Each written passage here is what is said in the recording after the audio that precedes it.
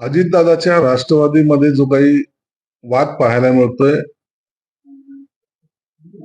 आणि त्यामुळं काही नेते मग तटकरे असतील, प्रफुल्ल पटेल असतील, हे शरद पवारकडे गेलेत आणि हा वाद सोडवतील असं काहीतरी वातावरण निर्मिती होते. परंतु मला वाटतं तसं काही नसावं. तटकरे आणि प्रफुल्ल पटेल असतील किंवा अजितदादा गटाचे सर्वच नेते असतील, यांनी अनेक वर्ष शरद पवार साहेबांबरोबर काम केलेलं. पक्ष विलीन होणार होता ह्या चर्चा पूर्वी होत्या. त्यानंतर आता त्या चर्चेला जेव्हा फुल स्टॉप मिळाला, तेव्हा पक्ष फुटीच्या मार्गावर आहे की काय अशाही चर्चा सुरू झाल्या. म्हणून कदाचित सुनील तटकरेने यामध्ये मध्यस्थी करण्याचा प्रयत्न केला असावा आणि शरद पवार साहेब यात काहीतरी निर्णय घ्यावा. पुन्हा एकत्रीकरणाच्या चर्चा व्हाव्यात की काय असा एकंदर सुरू दिसतोय. परंतु नेमकं यावर भाष्य करण्याचा अधिकार हा सुनील तटकरे किंवा प्रफुल्ल पटेल यांना आहे. तेच यावर स्पष्टपणे सांगू शकतो. सर, पेट्रोल आणि डिझेलच्या दरवाढीचे परिणाम आता हळूहळू जाणून आलेले आहेत. बुलढाणा जिल्ह्यातल्या एका शेतकऱ्यांनी स्वतः अवताला झुंपून घेतलं. आता एवढा खर्च द्यायचा कसा असा प्रश्न शेतकऱ्यांचा. शेतकऱ्याची अवस्था फार बिकट होत चाललेली. अवकाळी पाऊस, कधी आणखी वेगळं संकट,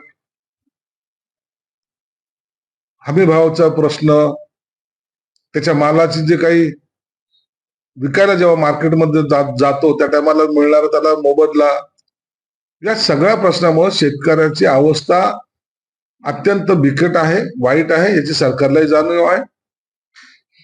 म्हणून याच्यावर पर्याय काढणं हे त्याच्यावरचा खरं तर अर्थ राहील. पर्याय हा काढला गेला पाहिजे. सरकारने आता कांद्याला सुद्धा भाव दिलेला आहे, परंतु यामुळे अडचण सुटल्या असं मी म्हणणार नाही.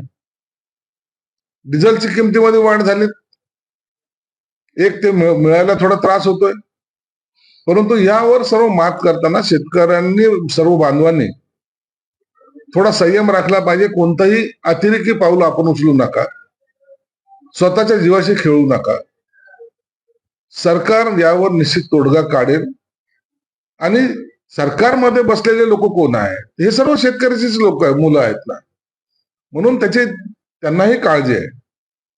बुलढाण्यात झालेला प्रकार हा पाहून प्रत्येकाला वेदना ह्या झालेल्या आहेत.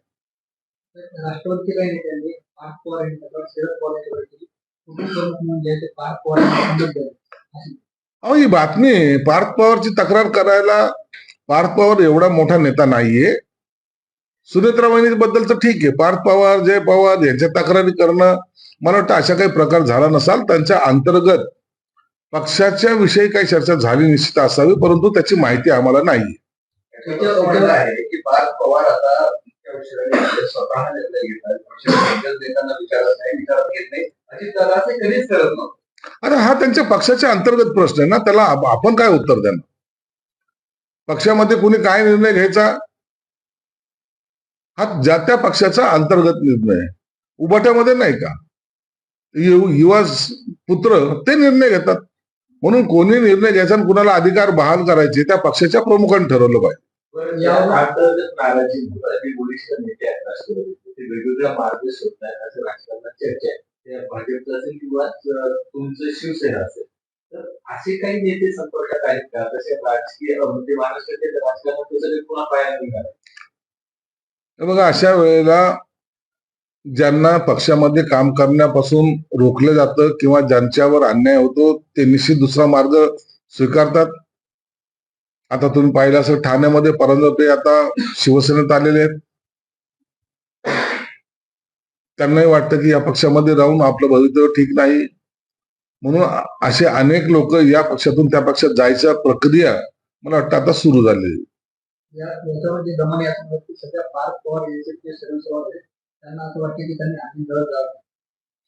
कुणाला काय वाटतं हा ज्याचा त्याचा प्रश्न आहे, त्याच्यावर आम्ही भाष्य करणार नाही. जरांगेंचं आंदोलन पुन्हा सुरू होत आहे. त्यांनी स्पष्टपणे सांगितले की सरकारने पुन्हा एकदा मराठ्यांना फसवलेलं आहे. सरकारला आता वेळ दाखवण्याची गरज आहे. आता मराठी मागे घेतणार नाही. दिल्लीपर्यंत आंदोलनाची चर्चा सुरू आहे. मला वाटतं जरांगे पाटलांनी गेल्या 3-4 महिन्यापूर्वीच या बाबतीबद्दलचा इशारा सरकारला दिला होता. सरकारने सुद्धा त्या इशाऱ्याला गांभीर्याने घेतलेला आहे. स्वतः विखे पाटीलांनी जरांगेंची भेटही घेतली होती. त्यामध्ये नेमकं काय बोलणं झालं त्याबद्दलचे आम्हाला माहित नाही. परंतु त्यावेळेला ज्या मागण्या मान्य केल्या होत्या त्याच्यासाठी सरकारने सकारात्मक पावलं उचललेली आहेत आणि हे आंदोलन होऊ नये त्यापूर्वी हे त्यांच्या असलेल्या मागण्या या किती तडीस नेता येईल याचा प्रयत्न सरकार निश्चित करेल. आंदोलन हा त्यांचा अधिकार आहे.